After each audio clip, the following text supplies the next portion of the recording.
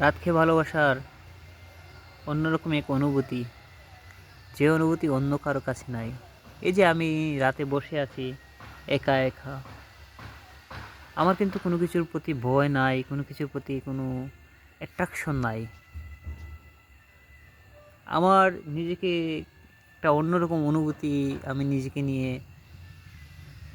আবিষ্কার করতেছি। আমার মনে হচ্ছে আমার সাথে এখন আমার মহান রাব্বুল আলামিন এবং আমি আছি, এবং আমার মনের ভিতরে সবগুলো আমি ওনাকে বলছি, উনিও আমার কথা শুনছেন এবং উত্তর দিচ্ছেন, তুমি চিন্তা করো না, ধৈর্য ধরো, সবর করো, আমি আছি তো।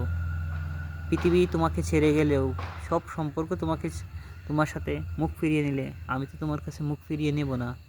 তুমি আমারই বান্দা, আমি তোমাকে সৃষ্টি করেছি এবং আমি দুনিয়াতে পাঠিয়েছি, এবং আমি সব সময় সকল সৃষ্টিকে আমি ভালোবাসি। সকল সৃষ্টির ভুল ত্রুটি ক্ষমা করে আমি সৃষ্টিকে আগলে রাখি, তাদেরকে রিজিক দেই, তাদেরকে আমার রহমত বরকত হেদায়েত দেই। তো তুমি চিন্তা করো না। আমার মনে হচ্ছে যে আমার রবের সাথে আমার কথোপকথন হচ্ছে। আলহামদুলিল্লাহ, আমার খুব ভালো লাগছে। এই রাতটা অন্যরকম রাত।